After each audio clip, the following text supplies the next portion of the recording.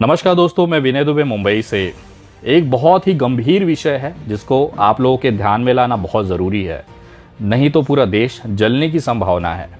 बंगाल अभी अभी भाजपा की करारी शिकस्त से बाहर आया है और टीएमसी ममता बनर्जी ने रिकॉर्ड तोड़ वहां पर अभी अपनी सरकार के लिए बहुमत हासिल किया है। जनता द्वारा दिया गया है, जनाधार उनको मिला है। आप सोचिए, बंगाल में आज की जो स्थिति है, जहां पे कार्यालय तोड़े जा रहे हैं, लड़कों को, कार्यकर्ताओं को मारपीट किया जा रहा है, हत्याएं की जा रही हैं और यहाँ तक कि गैंग रेप और बलात्कार की घटनाओं को भी आप लोगों ने सुना और देखा होगा न्यूज़ चैनलों पे, सोशल मीडिया पर।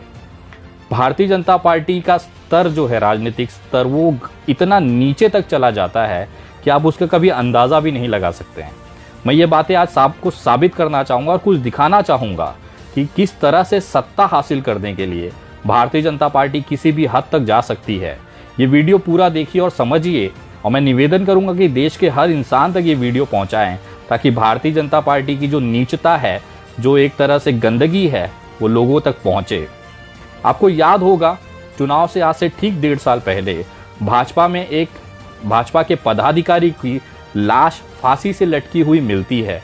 उसके बाद पूरा भाजपा टूट पड़ता है ममता बनर्जी के ऊपर और आरोप लगाया जाता है कि टीएमसी कार्यकर्ता ने उनके अध्यक्ष या मंडल अध्यक्ष या जो भी पदाधिकारी था भाजपा का, उसकी हत्या की है।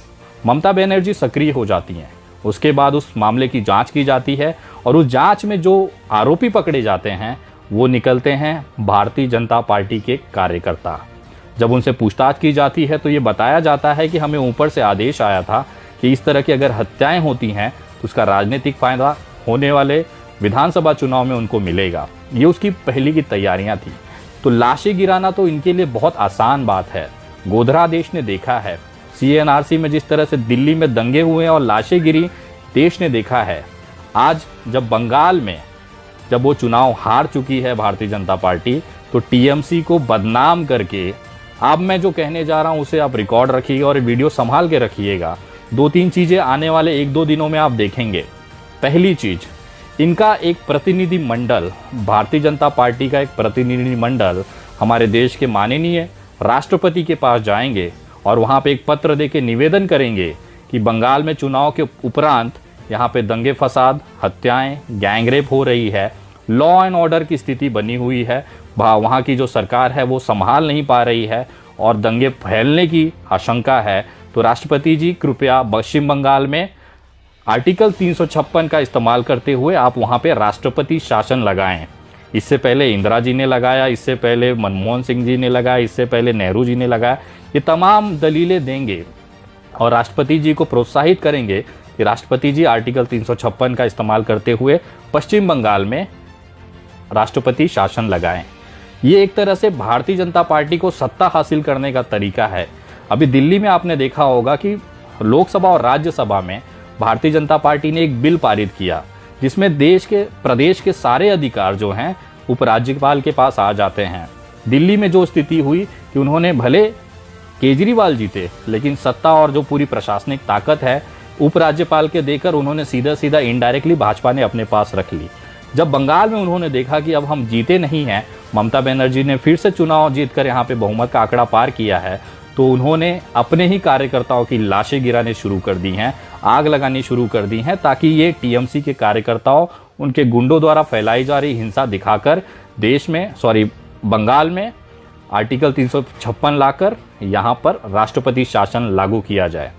मुझे समझ में नहीं आता, न देश के इतिहास में कभी ये रहा है न कभी होगा कि कोई भी जीती हुई पार्टी अपने प्रदेश की लॉ एंड ऑर्डर खराब करती है। क्या आपने कभी देखा है कि उत्तर प्रदेश में भाजपा जीतने के बाद वहाँ पे दंगे हुए?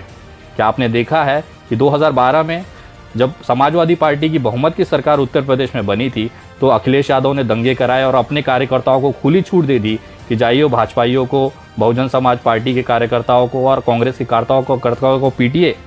कभी नहीं हुआ है, न कभी होता है। ये केवल और केवल सत्ता हासिल करने के लिए एक तरीका होता है। मैं आपको जो कह रहा हूँ ये साबित भी कर सकता हूँ। इसके लिए एक छोटी सी वीडियो आपको दिखाना चाहूँगा।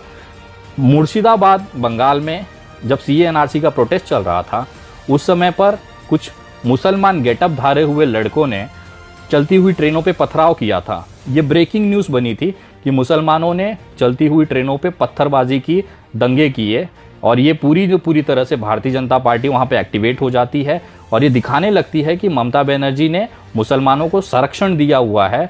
रोहिंग्या के मुसलमान वहाँ पे पनप रहे हैं, बांग्लादेशी मुसलमान वहाँ पे पनप रहे हैं और उन्होंने ट्रेनों पे हमला किया। लेकिन जब वो आरोपी पकड़े गए जिन्होंने पत्थरबाजी की थी, तो वो सारे के सारे जो आरोपी थे वो बीजेपी के कार्यकर्ता थे। देखिए ये वीडियो। पश्चिम बंगाल के मुर्शिदाबाद में ट्रेन पर पत्थरबाजी कर मुस्लिम समुदाय को बदनाम करने वाला एक गैंग पुलिस के हत्थे चढ़ गया है। इस गैंग का मास्टरमाइंड अभिषेक सरकार, भारतीय जनता पार्टी का स्थानीय कार्यकर्ता है।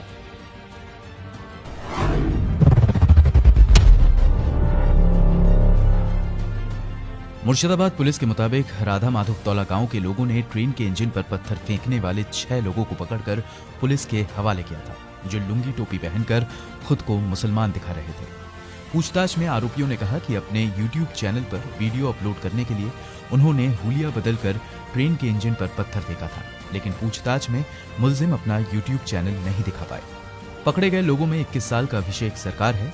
द टेलीग्राफ अखबार के मुताबिक बीजेपी के स्थानीय नेताओं ने पुष्टि की है कि अभिषेक बीजेपी का कार्यकर्ता है।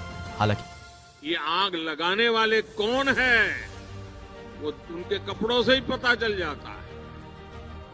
इस षड्यंत्र के उजागर होने के बाद पश्चिम बंगाल की मुख्यमंत्री ममता बनर्जी ने कहा, बीजेपी के जाल में मत फंसो। बीजेपी की पूरी कोशिश है कि वो नागरिकता कानून के खिलाफ प्रदर्शन को हिंदू मुस्लिम के झगड़े में बदल दे, जबकि ऐसा नहीं है।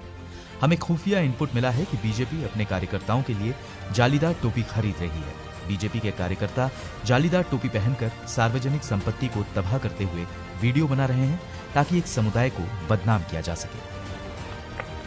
जब ये हताश होते हैं, जब इनको परिणाम इनके हिसाब से नहीं मिलता, ये दंगे हत्याएं कराने लगते हैं ताकि अपोजिट जो पार्टी है उसको तबाह कर दिया जाए, उसे बदनाम कर दिया जाए, और उसकी आड़ में छुपकर ये राष्ट्रपति शासन लगा के उपराज्यपाल या राज्यपाल के पास सारी ताकतें दी जाएंगी और इनडायरेक्टली पीएमओ से जो उसको आदेश आएगा राज्यपाल या उपराज्यपाल को, वो बंदा वही मानेगा। तो कहीं ना कहीं ये जो हार है ये पचा नहीं पा रही है बीजेपी, और उसी का रिएक्शन है कि वो अपने ही कार्यकर्ताओं को मार रही है, रेप कर रही है, हत्या कर रही है। मैं दावे के साथ बोलता हूं कि अगर ये तमाम हत्याएं, तमाम गैंगरेप और तमाम जो आगजनी और जो मारपीट है, अगर इसके आरोपी पकड़े जाएंगे तो उसमें मैक्सिमम आरोपी आपको दिखेंगे वो होंगे भारतीय जनता पार्टी के कार्यकर्ता, क्योंकि ये इनका ट्रेंड रहा है, ये इनका तरीका रहा है।